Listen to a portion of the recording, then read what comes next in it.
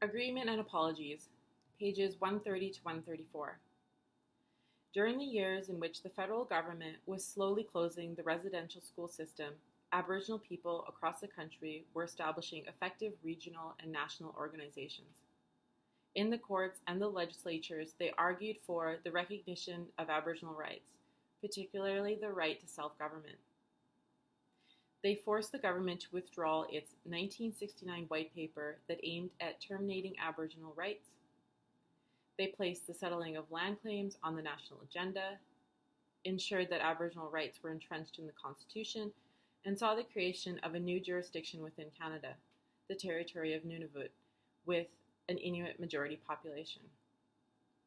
These developments were part of a global movement asserting the rights of Indigenous peoples. Canadian Aboriginal leaders played a key role in this movement. For example, they were central in the creation of the World Council of Indigenous Peoples in 1979. The work of the Council laid the groundwork for the 2007 United Nations Declaration on the Rights of Indigenous People. From the 1960s onward, many people within the churches began to reevaluate both the broader history of the relations between the churches and Aboriginal peoples and the specific history of the residential schools. Many church organizations provided support to Aboriginal campaigns on such issues as land and treaty rights. In the 1980s, the churches began to issue apologies to Aboriginal people.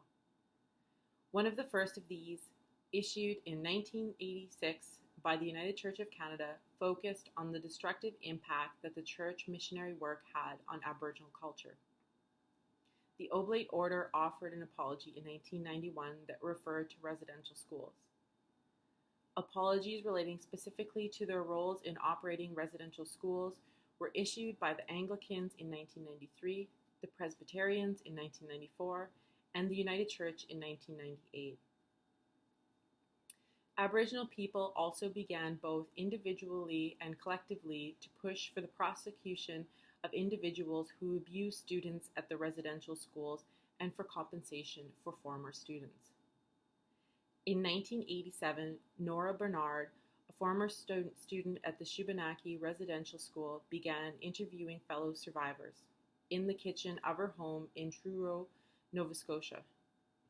In 1995, she formed the Shubenacadie Indian Residential School Survivors Association and started registering survivors.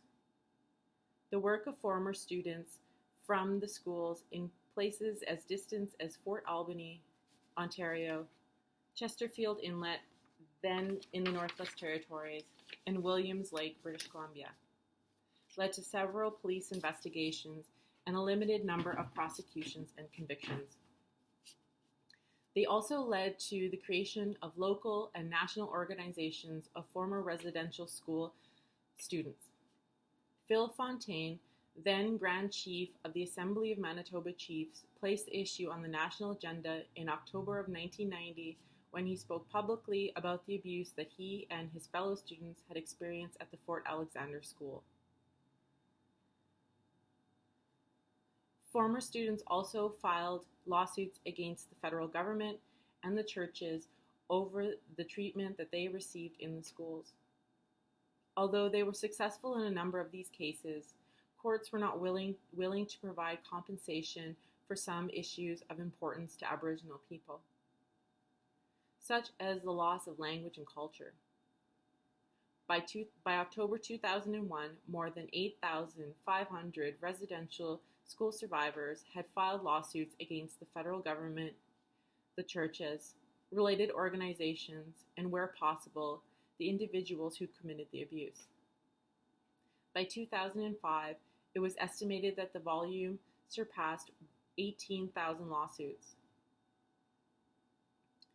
Former students also commenced class action lawsuits for compensation. Although lower courts rejected their right to pursue such claims, in 2004, the Ontario Court of Appeal ruled that one of these cases, known as the Cloud case, should be allowed to proceed. Within months, the federal government agreed to enter into a process intended to negotiate a settlement to the growing number of class action suits. The Indian Residential Schools Settlement Agreement (IRSSA) was reached in 2006 and approved by the courts in the following year. The IRSSA has 5 main components. 1. A common experience payment. 2. An independent assessment process. 3. Support for the Aboriginal Health Foundation. 4. Support for residential school commemoration. And 5. The establishment of a Truth and Reconciliation Commission of Canada. Through the Common Experience Payment, former students would receive a payment of $10,000 for the first year that they attended a residential school, and an additional $3,000 for each additional year or partial year of attendance. The independent assessment process adjudicated and compensated the claims of those students who were physically and sexually abused at the schools. Funding was also provided to the Aboriginal Healing Foundation to support initiatives addressing the residential school legacy. The settlement agreement committed the federal government to funding initiatives to commemorate the residential school experience. The Truth and Reconciliation Commission of Canada was mandated to tell Canadians about the history of residential schools and the impact that those schools had on Aboriginal peoples, and to guide the process of reconciliation. The court approval of the IRSSA in 2007 was followed in June 2008 with Prime Minister Stephen Harper's apology on behalf of Canada.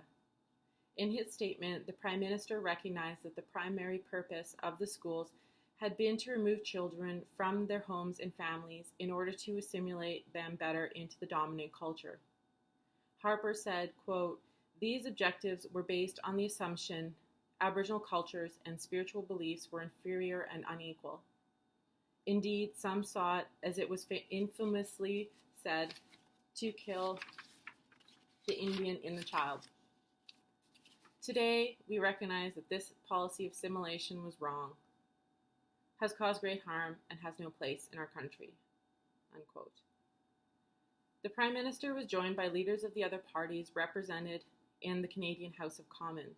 The Liberal leader of the opposition, the Honourable Stéphane Dion, recognized that the government's policy had, quote, "destroyed the fabric of family in First Nation, Métis, and Inuit communities.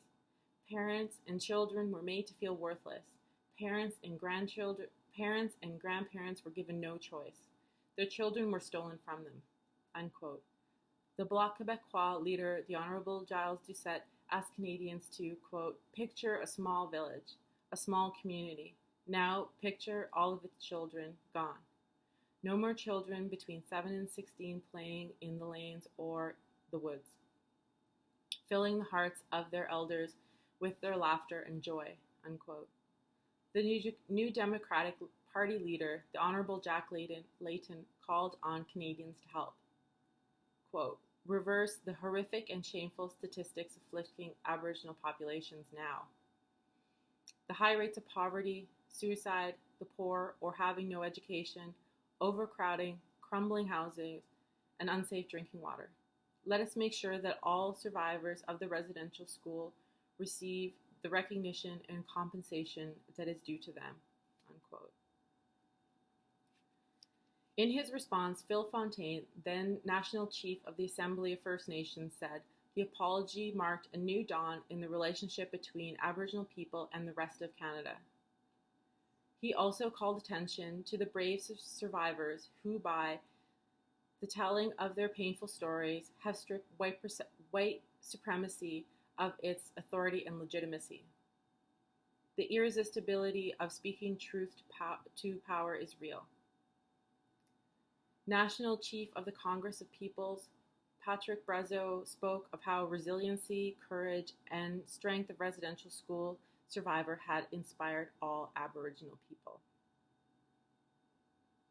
Mary Simon, president of Inuit Tapiriit Kanatami, said, "In tackling the hard work that remained to be done, let us now join forces with the common goal of working together to ensure that this policy opens the door to a new chapter in our lives as Aboriginal peoples and our place in Canada." Clem Chartier, the president of Métis National Council, noted that he had attended a residential school and pointed out that many of the issues regarding the relationship between Métis people and residential schools were still not resolved. He said, quote, "I also feel deeply conflicted because there is still a misunderstanding about the situation of the Métis Nation, our history, and our contemporary situation." Unquote. Beverly Jacobs, president of the Native Women's Association of Canada, spoke of how Aboriginal communities were recovering their traditions. Quote, "Now we have our language still, we have our ceremonies, we have our elders, and we have to revitalize those ceremonies and the respect for our people, not only within Canadian society, but even within our own peoples." Unquote. The settlement agreement and the formal apology by Prime Minister Stephen Harper represent the culmination of years of political struggle, changes in societal attitude, court decisions, and negotiation. Through it all, the survivors kept the issues alive.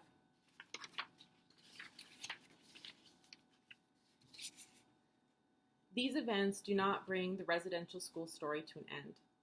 The legacy of the schools remain. One can see the impact of the system that disrupted families in the high number of Aboriginal children who have been removed from their families by child welfare agencies. An educational system that degraded Aboriginal culture and subjected students to humiliating discipline must bear a portion of the responsibility for the current gap between educational success of Aboriginal and non-Aboriginal Canadians. The health of generations of Aboriginal children was undermined by inadequate diets, poor sanitation, overcrowded conditions, and a failure to address the tuberculosis crisis that was ravaging the country's Aboriginal community. There should be little wonder that the Aboriginal health status remains far below that of the general population. The over-incarceration and over-victimization of Aboriginal people also have links to a system that subjected Aboriginal children to punitive discipline and exposed them to physical and sexual abuse.